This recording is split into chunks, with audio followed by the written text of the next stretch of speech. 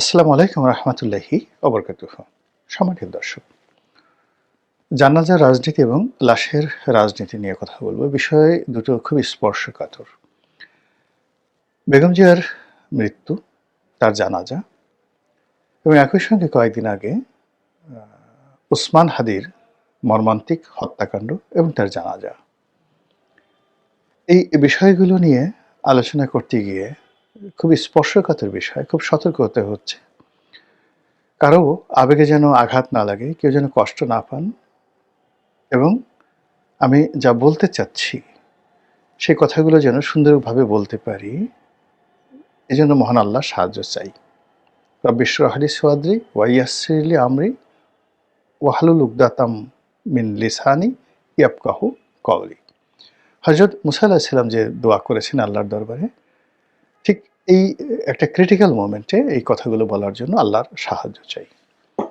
প্রথমত বেগম জিয়া যখন অসুস্থ হয়ে হাসপাতালে গেলেন, আমাদের একটা বিরাট অংশ যখন যেদিন তাকে ভেন্টিলেশনে নেওয়া হলো, সেই দিন তার সম্পর্কে দেশের বেশিরভাগ যারা পলিটিক্যাল অ্যানালিস্ট তারা বলার চেষ্টা করেছিলেন যে তার অবস্থা খুবই ক্রিটিক্যাল।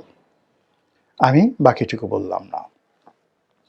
এরপর বিএনপির যারা সমালোচক তারা আরও নানা রকম নেতিবাচক কথাবার্তা বলেছে, এবং এই কথাগুলো শুনেই বিএনপির যারা লোকজন রয়েছেন তারা বেগম জিয়ার চিকিৎসা, বেগম জিয়ার অবস্থা, তাকে বিদেশে নেওয়া, এগুলো নিয়ে তারা নানা রকম কথাবার্তা বলেছেন, এবং এরই ধারাবাহিকতায় তার একমাত্র পুত্র জনাব তারেক রহমান সাহেব বাংলাদেশে আসছেন। দ্বিতীয়ত যে একই সময়টাতে যে হাদির মৃত্যু, উসমান হাদি ইনকালাব মঞ্চের নেতা, তার সেই মৃত্যুকে কেন্দ্র করে একটা জনমত তৈরি হওয়া, মানুষের আবেগ তৈরি হওয়া, এবং একইভাবে তাকে ঢাকা মেডিকেল থেকে এভার কেয়ারে যখন নেওয়া হলো, তখনও সবাই বলার চেষ্টা করলো যে হাদি হয়তো বেঁচে নেই, হয়তো বাঁচবে না। তারপর যখন তাকে সিঙ্গাপুরে নেওয়া হলো, তখন বলা হলো যে কেন এই রাষ্ট্রীয় অর্থ ব্যয় করে নেওয়া হচ্ছে মূলত আবেগ তৈরি করার জন্য, বা হাদির এই মৃত্যুকে নিয়ে মহল বিশেষ ফায়দা লোটার চেষ্টা করছে, আবেগ তৈরি করার চেষ্টা করছে, এই ধরনের কথাবার্তা হচ্ছিল। এরপর হাদির লাশ যখন বাংলাদেশে এলো, তখন বাংলাদেশে যে দুর্ঘটনা ঘটল, একটি পক্ষ সত্যিই সুযোগ নেওয়ার চেষ্টা করলো। ডেইলি স্টার ভাঙা হলো, প্রথম আলোতে আগুন লাগিয়ে দেওয়া হলো, আর হাদির জানাজাতে নজিরবিহীন মানুষের উপস্থিতি ঘটল, এবং তাকে ঢাকা বিশ্ববিদ্যালয়ের কেন্দ্রীয় মসজিদের যে কবরস্থান, যেখানে কাজী নজরুল ইসলাম সহ অল্প কয়েকজন বরেণ্য ব্যক্তির মৃতদেহকে দাফন করা হয়েছে, এবং যেখানে ঢাকা বিশ্ববিদ্যালয়ের যে সিন্ডিকেট, সেই সিন্ডিকেট সিদ্ধান্ত নিয়েছে যে এখানে আর কোনো ব্যক্তির লাশ দাফন করা হবে না, এরকম সিদ্ধান্ত ছিল। তো সেই সিদ্ধান্তের ফলে যখন ডক্টর হুমায়ুন আজাদ মারা গেলেন, এবং ঢাকা বিশ্ববিদ্যালয়ের ইতিহাসে ডক্টর হুমায়ুন আজাদের যে ভূমিকা, তার যে যাকে বলা হয় কন্ট্রিবিউশন টু দ্য লিটারেচার, সেই অর্থে তার যারা ভক্ত তারা প্রাণান্ত চেষ্টা করলেন যে তাকে ঢাকা বিশ্ববিদ্যালয়ে এই কবি নজরুলের এই জায়গাটাতে কবর দেওয়ার জন্য। কিন্তু ওই যে বিশ্ববিদ্যালয়ের সিন্ডিকেট, তাদের যে সিদ্ধান্তের কারণে সেখানে আর দাফন করা সম্ভব হলো না। তো সেই সিদ্ধান্তটা বহাল থাকা সত্ত্বেও কেবলই মাত্র জনরোষের ভয়ে বা জনগণের আবেগের কারণে, অথবা একটা বিরূপ পরিস্থিতি, সেটা ঢাকা বিশ্ববিদ্যালয়ের বর্তমান সিন্ডিকেট মোকাবেলা করতে না পারার কারণে সেই সিন্ডিকেটকে, নতুন সিন্ডিকেটকে পুরনো সিন্ডিকেটের সেই সিদ্ধান্ত বাদ দিয়ে তাদেরকে সিদ্ধান্ত নিতে হয়েছে যে উসমান হাদিকে এই কবি নজরুলের কবরের পাশেই তাকে সমাধিস্থ করা হবে। তো এটা অনেকে মনে করছেন যে উসমান হাদিকে আবার শহীদের মর্যাদা দেওয়া হয়েছে, এবং তাকে নিয়ে বাংলাদেশের যে রাজনীতির একটা অংশ, মহল বিশেষ রাজনীতি, বিশেষ করে জামায়াত ইসলামী, উসমান হাদির এই হত্যাকাণ্ড, মৃত্যুকে নিয়ে তারা রাজনীতি করার যে চেষ্টা করছেন, এটা নিয়ে আমাদের দেশে যখন যাকে বলা হয় নানা রকম তর্ক বিতর্ক চলমান। আবার জামাতের লোকজন হয়তো না, কিন্তু আরও অনেক লোকজন বেগম জিয়ার হাসপাতালে অসুস্থতা, তারেক জিয়ার দেশে ফিরে আসা, তারপরে ডক্টর জুবাইদুর রহমানের ফিরে আসা, বেগম জিয়াকে অসুস্থ অবস্থায় ইংল্যান্ডে নেওয়ার জন্য সেই কাতারের এয়ার অ্যাম্বুলেন্স আসা না আসা, এবং সর্বশেষ তার মৃত্যুর যে ঘটনা, এগুলোর মধ্যে বহু মানুষ যে রাজনীতির গন্ধ পেয়েছে, এগুলো নিয়ে আমি আর এখন কোনো কথা বলবো না। কথা বলে আমি যেটা বলতে চাই যে আমাদের দেশে লাশের রাজনীতি দীর্ঘদিনের, এবং মানুষ যারা জীবিত রাজনীতিবিদ তারা সবসময় জীবিত মানুষের চাইতে মৃত মানুষ বা মৃত মানুষের যে লাশ তাকে ভয় পেয়েছে। শোনা কথা, সত্য মিথ্যা জানি না। বঙ্গবন্ধু যখন ৭৫-এর ১৫ই আগস্ট নিহত হলেন, তো তখন নাকি কর্নেল তাহের ওই সময়টাতে তিনি ছিলেন বলতে গেলে মানে অন্যতম বাংলাদেশের নীতি নির্ধারক। তো তিনি বলেছিলেন যে তাকে কেন তোমরা ওই দাফন করলে টুঙ্গিপাড়ায় গিয়ে। ওখানে তো আগামী দিনে ওটা একটা যাকে বলা হয় মাজার হবে, ওটাকে কেন্দ্র করে সারা দেশের মানুষ সেখানে যাবে। তো কাজেই ওখানে না দিয়ে তোমরা সমুদ্রে ফেলে দিতে লাশ, তাহলে এটা নিয়ে ভবিষ্যতে রাজনীতি হতো না।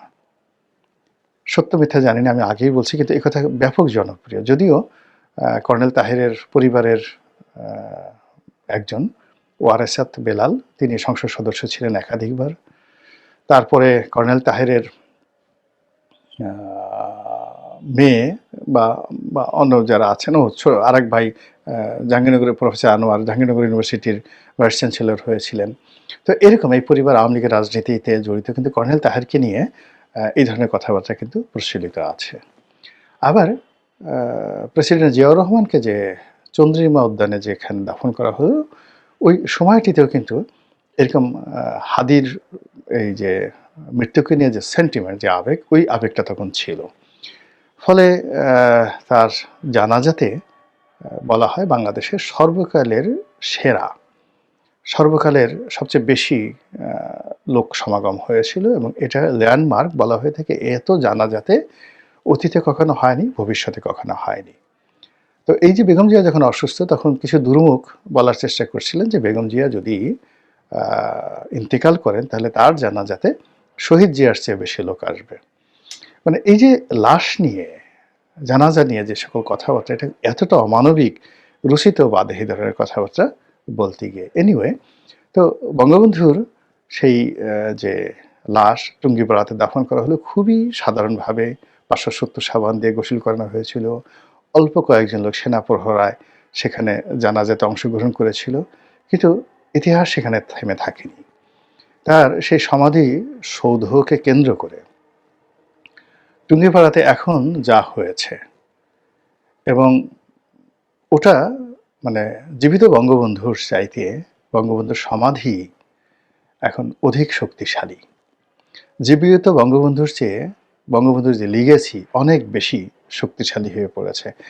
এটা মানে আমাদের দেশের রাজনীতিতে রাজনীতিবিদদের একটা প্রাপ্য। রাজনীতিবিদরা যদি রাজনীতি করেন সততা নিয়ে, আন্তরিকতা নিয়ে, তাহলে তাদের লাশ পরবর্তী প্রজন্মে তাদের জীবিত দশায় তাদের চেয়ে শক্তিশালী হয়ে পড়ে।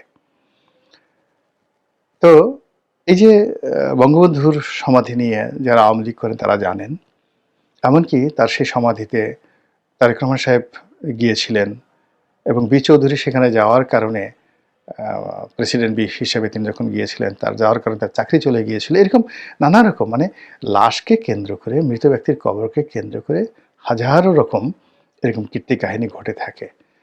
তো আপনি এই যে কিশোরগঞ্জে দেখেন যে পাগলা বাবার মাজার আছে, পাগলা বাবার মসজিদ আছে।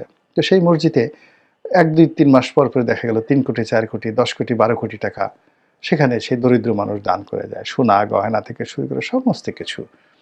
তো পাগলা বাবা জীবিত অবস্থায় তিনি কয় বেলা খেতে পেয়েছেন, কি করেছেন আমি জানি না, কিন্তু তার মৃত্যুর পরে এরকম তার লাশ কত শক্তিশালী হয়ে পড়ে।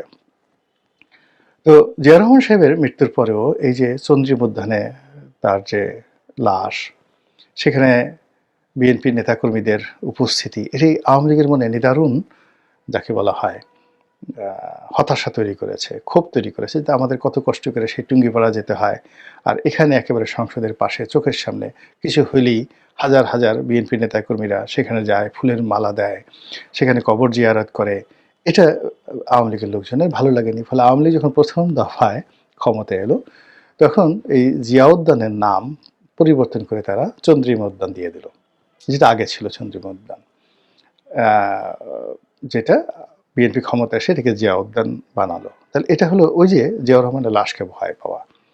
দ্বিতীয়ত, যে যখন আবার এই ২০০৯ সালে আওয়ামী লীগ ক্ষমতা এলো, আবার না ক্ষমতা এলো, যখন তারা ৯৬-তে ক্ষমতা এলো, তখন তারা যে কাজটি করেছিল সেটা হলো সংসদ ভবনের যে রাস্তাটা এবং চন্দ্রিমা উদ্যান বা জিয়া উদ্যান, এর মধ্যে যে একটা ব্রিজ ছিল, স্টিল ব্রিজ, যেটা এখন আছে, যেটি দিয়ে সহজে এই রাস্তা দিয়ে যারা সংসদ ভবন দেখতে যায় তারা অনায়াসে গিয়ে চন্দ্রিমা উদ্যানে যেতে পারে।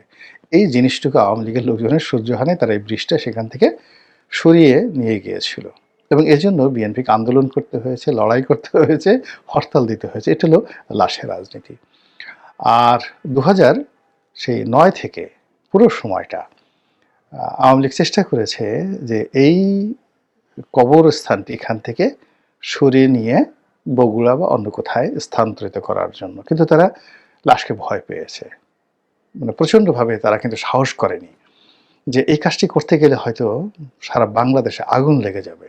তো বোঝার চেষ্টা করুন, জীবিত জিয়াউর রহমানকে তারা যতটা না ভয় পেত, তার এই কবরটা তার চাইতে অনেক বেশি শক্তিশালী ছিল। এরপরে তারা সংসদে দাঁড়িয়ে নানা রকম গিবত করেছে যে এর মধ্যে কোনো লাশ নেই, কিচ্ছু নেই, এটা একটা ভুয়া জিনিস, এটাকে কেন বিএনপির এই লোকজন করছে। পার্লামেন্টের বক্তব্য শেখ সেলিম বলেছেন, স্বয়ং প্রধানমন্ত্রী শেখ হাসিনা বলেছেন। কিন্তু এত কিছু বলার পরেও জনমত এটা অ্যালাউ করেনি। মানে কেবলমাত্র বিএনপির জনমত নয়, আওয়ামী লীগের জনমতও এই বিষয়গুলো নিয়ে আওয়ামী লীগ এরকম বাড়াবাড়ি করবে, এই লাশ নিয়ে রাজনীতি করবে, এটা আসলে মানুষজন পছন্দ করেনি। যা হোক, বেগম যে ইন্তেকাল করেছেন, সেই সংসদ প্লাজাতে, সেই মানিক মিয়া এভিনিউতে তার জানাজা অনুষ্ঠিত হবে। আজকে আমি এই ভিডিও করছি মঙ্গলবার দিন সন্ধ্যার পরে, বুধবারে সেটা হবে। আশা করছি যে অনেক অনেক লোক হবে, অনেক অনেক লোক হবে এবং নতুন ইতিহাস তৈরি হবে। আমি কোনো অবস্থাতেই বলবো না ওটার সাথে বেশি হয়েছে কম হয়েছে, এটা বলবো না, কিন্তু বেগম জিয়ার প্রতি এই মুহূর্তে মানুষের যে আবেগ, শ্রদ্ধা, ভালোবাসা, এটা হঠাৎ করে নয়, এটা একেবারে তার কর্ম।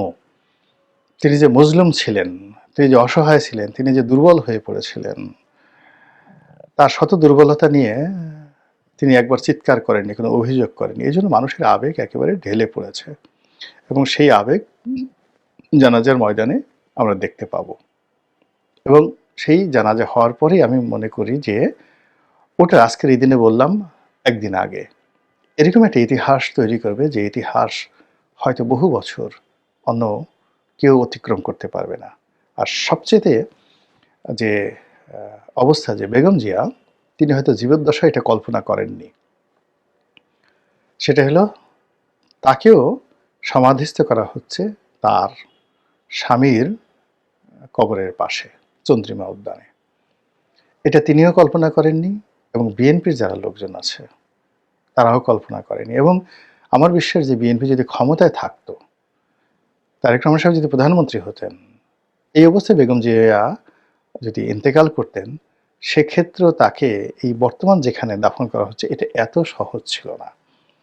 তো কাজেই দেখেন যে একটি মৃত্যু, একটি লাশ রাজনীতিতে কি ব্যাপক প্রভাব এবং প্রতিপত্তি স্থাপন করে, এবং এখানে কিভাবে প্রকৃতি, কিভাবে আসমানের মালিক আল্লাহ জমিনে তার বান্দা এবং বান্দীদেরকে কিভাবে মহিমান্বিত করেন, কিভাবে লাঞ্ছিত করেন, কিভাবে অপমানিত করেন। এই বেগম জিয়ার মৃত্যু এবং আগামীকালের জানাজা এবং তার দাফন কাফন হওয়া নিয়ে এই বাংলায় যা কিছু ঘটল, তাতে করে আপনি কি বুঝলেন? মহান আল্লাহ আমাদের সবাইকে হেদায়েত দান করুন এবং হেফাজত করুন। আসসালামু আলাইকুম ওয়া রাহমাতুল্লাহি ওয়া বারাকাতুহু।